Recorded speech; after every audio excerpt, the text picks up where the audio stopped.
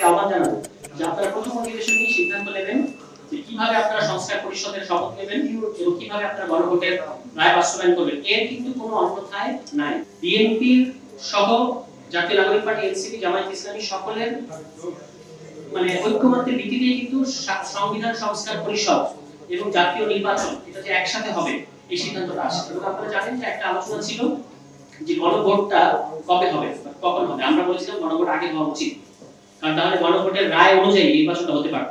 কিন্তু বিএনপি বলেছে যে এটা আগে হয় এবং নির্বাচনের দিন হওয়া একই অর্থ প্রকাশ করে, সুতরাং এটা নির্বাচনের দিন হলেই ভালো।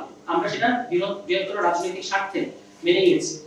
এখন তার মানে নির্বাচনে বিএনপি সরকার গঠনের পরে আমরা আশা করেছিলাম যে তারা কালক্ষেপণ না করে, যেটা জুলাই সনদ বাস্তবায়ন আদেশে লেখা আছে, আপনারা দেখবেন যে বিএনপির পক্ষ থেকে একটা প্রশ্ন করা হয়েছে যে আমরা তো সংবিধান সংস্কার পরিষদের সদস্য হিসেবে শপথ নির্বাচিত হইনি। এটা কিন্তু একটা ভুল প্রশ্ন এবং ভুল যুক্তি আমরা মনে করি। কারণ হচ্ছে যে এটা জুলাই সনদ বাস্তবায়ন আদেশে পরিষ্কার বলা আছে যে আগামী নির্বাচনে যারা নির্বাচিত হবে তারা একই সাথে সংস্কার পরিষদের সদস্য এবং জাতীয় সংসদ সদস্য।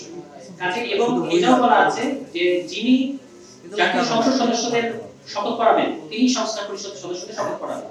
আবার এই একই জুলাই সনদ বাস্তবায়ন আদেশকে গণভোটে জনগণ অনুমোদন করেছে। আপনারা গণভোটের প্রথম প্রশ্নটা যদি দেখেন সেখানে পরিষ্কারভাবে বাংলাদেশের জনগণ জুলাই সনদ বাস্তবায়ন আদেশকে কিন্তু অ্যাপ্রুভ করেছে। ফলে এই জিনিসগুলো নিয়ে যেগুলো মীমাংসিত রাজনৈতিক প্রশ্ন এবং পিপলস উইল, যেটা জনগণের গণ অভ্যুত্থানের মধ্য দিয়ে প্রকাশিত জনগণের সার্বভৌম ক্ষমতার একটা প্রয়োগ আমরা গণভোটে দেখতে পেয়েছি, এটাকে এখন আবার জল ঘোলা করা কিংবা এই জিনিসগুলো আদালতে কাউকে না কাউকে পাঠিয়ে ব্যাপারগুলো বিচারাধীন আছে, সুতরাং আমরা সংসদ কার্যক্রম এগিয়ে নেব কিন্তু আমরা জুলাই সনদ বাস্তবায়ন করব না, গণভোটের রায় বাস্তবায়ন করব না, এরকম ধ্রুবীসন্ধি যদি কারো থাকে তাহলে এটা আসলে তাদের নিজস্ব যে আইনি বৈধতা এবং নৈতিক বৈধতা সেটাকে প্রশ্নবিদ্ধ করবে।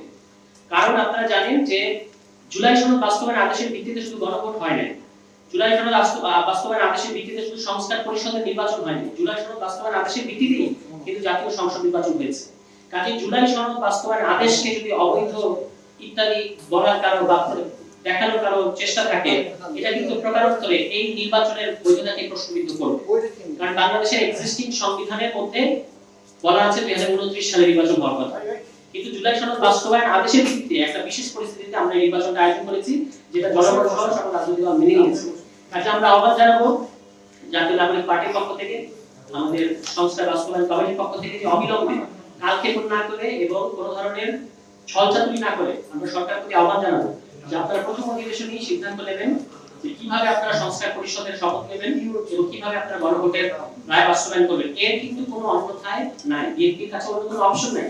আপনারা দেখবেন যে আজকে মাননীয় স্বরাষ্ট্রমন্ত্রী বলেছেন যে জুলাই সনদের প্রতি সম্মান রেখে আমরা ডেপুটি স্পিকার এটা বিরোধী দল থেকে দেব, কিন্তু আসলে তো আগে আপনাকে জুলাই সনদ বাস্তবায়ন করতে হবে। কারণ এক্সিস্টিং যে সংবিধান এখানে তো সরকারি দল থেকেই রেওয়াজ অনুযায়ী সরকারি দল থেকে কিন্তু স্পিকার এবং ডেপুটি স্পিকার হয়ে থাকে। ডেপুটি স্পিকার যে বিরোধী দল থেকে হতে হবে এটা হচ্ছে জুলাই সনদের সিদ্ধান্ত। কাজে আপনাকে আগে জুলাই সনদ যদি বাস্তবায়ন আমরা করি তখন এটা বিএনপি বা সরকারের উদারতা কিংবা জুলাই সনদকে সম্মান দেখিয়ে এই ধরনের কোনো প্রশ্নের কিন্তু কোনো প্রয়োজন পড়ে না। তখন এটা আপনাকে বাই ডিফল্ট আইন হিসেবে মান্য করতে হবে, সাংবিধানিক ধারা বা বিধান হিসেবে মান্য করতে হবে। কাজে আমরা স্বরাষ্ট্রমন্ত্রী সহ বিএনপি সরকারকে আহ্বান জানাবো আপনাদের সরকারের উদারতা কিংবা জুলাই সনদের প্রতি সম্মান প্রয়োজন নেই, আমাদের প্রয়োজন জুলাই সনদকে বাস্তবায়ন করবেন আপনারা।